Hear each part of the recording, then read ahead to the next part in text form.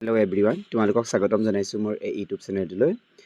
তোমালোক যিসকল ছাত্ৰ ছাত্ৰী এইবাৰ ক্লাছ 10ত আছা তেওঁলোকৰ কাৰণে মই তোমালোকৰ এই ইউটিউব চেনেলটোৰ মাধ্যমেদি তোমালোকৰ মেথমেটিক্সখনৰ অনুশীলনী R4লৈকে তোমালোকৰ যোৱাৰ ভিডিঅ'ত মই আলোচনা কৰিলোঁ। আজি আমি তোমালোকৰ ত্ৰিভুজৰ যি সৰ্বাংগ সমতা আছে আমি সেইটোৰ ওপৰত অকণমান আলোচনা কৰিম। আমাক এইবোৰ আমি জাষ্ট 7 ক্লাছত যিহেতু অলৰেডি পাইছিলোঁ, 7 আছিলে, তোমালোকৰ 9তো আছিলে। এই 9ৰখিনি আমাক ইয়াত তুলি দিছে। দুটা ত্ৰিভুজ সৰ্বসম হ'ব যদি ত্ৰিভুজ এটাৰ দুটা বাহু আৰু সিহঁতৰ মধ্যৱৰ্তী কোণ আনটো ত্ৰিভুজৰ দুই বাহু আৰু মধ্যৱৰ্তী কোণৰ সমান হয়। তাৰমানে আমি তাক কি বুলি কওঁ? কোণ বাহু বুলি কওঁ। তাৰমানে দুটা ত্ৰিভুজৰ সৰ্বসম হ'ব যদি সেই ত্ৰিভুজ দুটাৰ এটাৰ বাহু দুটাৰ লগত এটা সিহঁতৰ মধ্যৱৰ্তী কোণটো আৰু তাৰপিছতে আনটো ত্ৰিভুজৰ দুই বাহু আৰু সিহঁতৰ মধ্যৱৰ্তী কোণটো যদি সমান হয় তেতিয়া আমি তাক কি বুলি কওঁ? বাহু কোণ বাহু বুলি কওঁ দেই। তাৰপিছত চোৱা, নেক্সট আছে কি? কো বা কো বিধি। কো বা কো বুলি কেতিয়া ক'ম আমি? দুটা ত্ৰিভুজ সৰ্বসম হ'ব যদি এটা ত্ৰিভুজৰ দুই কোণ আৰু সিহঁতৰ অন্তৰ্গত বাহুটো আনটো ত্ৰিভুজৰ দুই কোণ আৰু অন্তৰ্গত বাহুৰ সমান হয় তেতিয়া আমি তাক কি বুলি ক'ম? কো বা কো বুলি ক'ম। এইখিনি আমাক ৰিভিজন কৰিবলৈ আমাক ইয়াত বস্তুটো ৰিভিজন চেপ্টাৰ দি দিয়া হৈছে দেই। নেক্সট আমি ইটো কি আছিলে? তাৰপিছত আমি আৰু এটা পাইছিলোঁ আমি কি? এছ হয়নে? সেইটো কি হ'ব? বাহু। যদি এটা ত্ৰিভুজৰ তিনিটা বাহুৰ লগত বাহু আনটো ত্ৰিভুজৰ তিনিটা বাহুৰ সৈতে যদি সমান হয় তেতিয়া আমি ত্ৰিভুজ দুটা সৰ্বসম হোৱা বুলি ক'ম। সেইটো হৈছে বাহু কংগ্ৰুৱেঞ্চ ৰুল হয়। বুজি পাইছা? নেক্সট এইটো আছে কি? বা মানে RHS কংগ্ৰুৱেঞ্চ ৰুল দেই। সেইটো আমি কেনেকুৱা ধৰণৰ আছিলে?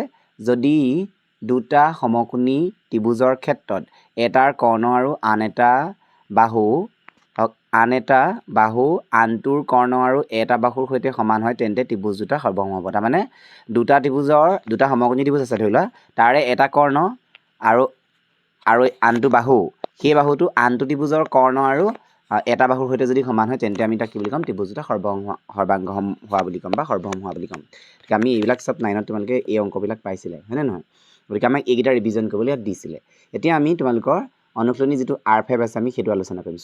সেইটো চোৱা, তোমালোকৰ দিছে কি? প্ৰথমতে আমাক MCQ আছে। গতিকে তোমালোকৰ এই MCQখিনি খুবেই গুৰুত্বপূৰ্ণ হ'ব। তোমালোকৰ মেট্ৰিক পৰীক্ষাই হওক লাগিলে বা ফাৰ্ষ্ট ইউনিট টেষ্ট, তোমালোকৰ যি আমাৰ এনুৱেল এক্সাম বা প্ৰি ফাইনেল এনেকুৱা ধৰণৰ ছমহীয়া আছে এইবিলাকত তোমালোকৰ দিব দেই। চোৱা, এতিয়া আমাৰ দুটা ত্ৰিভুজ সৰ্বসম হ'ব যদি আমি জানো যে দুটা ত্ৰিভুজ সৰ্বসম কেতিয়া হয়? যদি সিহঁতৰ কালি সমান হয়। এইটো হয় জানো? নহয়। সিহঁতৰ আকৃতি একেই কিন্তু আকাৰ বেলেগ বেলেগ হ'ব পাৰে। এইটো হয় জানো? এইটোও নহয়। সিহঁত সকলোবোৰ কি হয়? অনুৰূপ বাহু আৰু যদি কোণ সমান হয় আৰু কেৱল সিহঁতৰ পৰিসীমা সমান হয়নে? কোনটো হ'ব এতিয়া? সিহঁতৰ সকলোবোৰ অনুৰূপ বাহু সমান হ'ব লাগিব, লগতে কোণবোৰো সমান হ'ব লাগিব। গতিকে অপশ্যন নম্বৰ চিটো শুদ্ধ হ'ব। তলত দিয়া কোনটো সৰ্বাংগ সমতাৰ নিয়ম মতে মান্য? আমি সৰ্বাংগ সমতাৰ ক্ষেত্ৰত আমি তাত মানে দুটা ত্ৰিভুজ সৰ্বাংগম কৰিলোঁ। কৰাৰ পিছত আমি কোনটো চৰ্ত ব্যৱহাৰ কৰোঁ? এ চৰ্ত ব্যৱহাৰ কৰোঁ জানো? আমাৰ সৰ্বাংগ সমতা চৰ্ত নাই। কি আছে? সাদৃশ্য চৰ্ত আছে। আমি 10ত যিহেতু পাম, 10 ত্ৰিভুজ চেপ্টাৰটো দেই। আৰু SSA বুলি একো মানে তোমালোকৰ চৰ্ত নাই দেই। আৰু তোমালোক ASSA বুলিও নাই। গতিকে আমাৰ শুদ্ধ হ'ব আমাক SAS। আমি জাষ্ট এতিয়া পাইছিলোঁ ন? চোৱা, যদি এটা ত্ৰিভুজৰ দুটা বাহু আৰু সিহঁতৰ মধ্যৱৰ্তী কোণ আন এটা ত্ৰিভুজৰ দুটা বাহু আৰু সিহঁতৰ মধ্যৱৰ্তী কোণৰ সমান হয়। চোৱা, দুটা বাহু আৰু সিহঁতৰ মধ্যৱৰ্তী কোণটো মানে দুটা বাহু আৰু সিহঁতৰ মধ্যৱৰ্তী কোণ, এইটা বাহু ধৰি ল'লা, এইটো বাহু ল'লা দেই। এই বাহুটো আৰু এই বাহুটোৱে ল'লা, এইটো মধ্যৱৰ্তী কোণ। আকৌ ঠিক একেদৰে বেলেগ এটা ত্ৰিভুজ ল'লা, এই বাহুটোৱে তাৰ মধ্যৱৰ্তী কোণ। তাৰমানে কি গম পালা? SAS হ'বনে? ইয়াৰ সৰ্বাংগ হোৱা চৰ্তটো কি সুধিছে? গতিকে আমাৰ এনচাৰটো কি হ'ব? তোমালোকৰ SAS হ'ব। ইয়াত আছে অপশ্যনত চাই লওঁ। চোৱা, অপশ্যনত আমাৰ কি আছে চাই লওঁ। তোমালোকৰ অপশ্যনত আছে, তোমালোকৰ এইটো আছে। চোৱা, অপশ্যন বি SAS হয়নে? সেইটো হৈ গ'ল। নেক্সট আমাৰ কি আছে? তোমালোকৰ নেক্সট কুৱেশ্যনটো দিছে কি?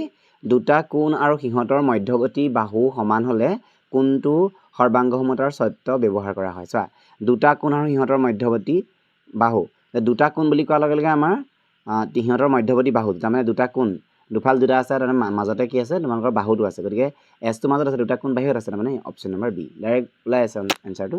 তাৰপিছত কি আছে?